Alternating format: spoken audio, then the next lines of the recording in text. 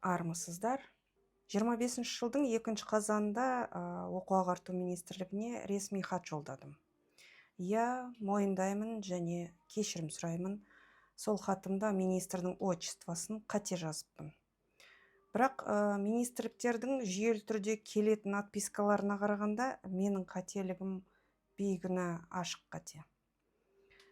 Енді бізде жаңа министр Жұлдыз Досбергенқызы Сүлейменова қызметке тағайындалуыңызбен құттықтаймын. Енді сізде тек жаңа шенеунік емес, шын мәнінде ашық жауап беруге қабілетті адам екендігіңізді дәлелдеуге тамаша мүмкіндік бар. Кешегі жіберген ресми жолдауымда сұрақтарым қарапайым әрі тікелей.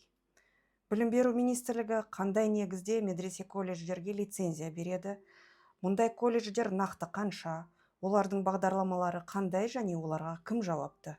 Ең бастысы, мұның бәрі Конституция мен діни қызмет туралы заңға қалай сәйкестендіріледі? Қарапайым нәрсе сияқты ғой, бірақ бір ай бұрын дәл осы сұрақты мен Ғани Бейсенбаевқа қойғанымда анық жауаптың орнына нағыз бюрократиялық шығармашылықтың туындысын алдым.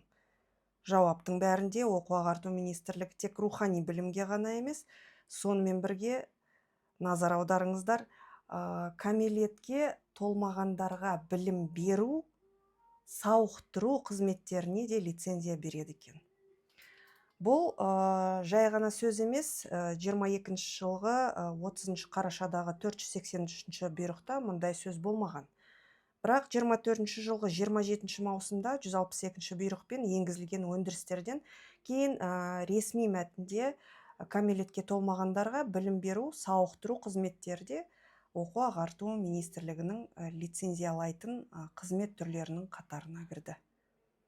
Анық болу үшін айтайын, көп елдерде балаларға арналған сауықтыру қызметтерін денсаулық сақтау министрлігі мен жергілікті билік реттейді. Ал білім министрлігі тек білім беру бөлігін лицензиялайды.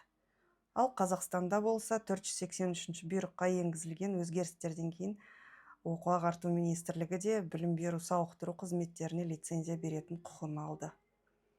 Бұл әдеттен тыс құқықтық конструкция. Сондықтан ашық түрде түсіндіріп берулеріңізді сұраймын. Білім беру псевдо сауықтыруға алмастырмас үшін медресе колледждердегі сауықтыру қызметі деген нақты не?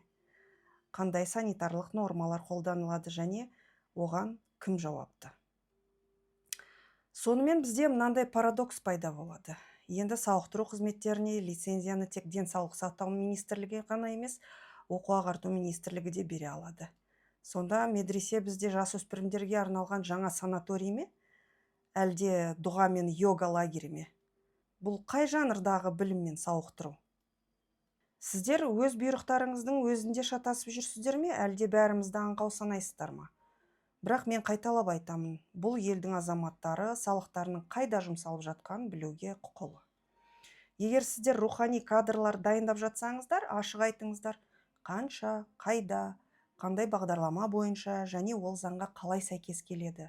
Болды. Тікелей әрі қарапайым жауап керек. Жұлдыз Досбергенқызы, енді дәл сіздің қолыңызда.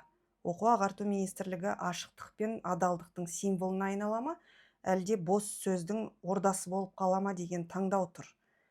Мен сізден шынайы жауап күтемін. Маған ғана емес. Өйткені біз бәріміз салық төлеушілерміз. Ал демек, сіздердің тікелей жұмыс берушілеріңіз біз.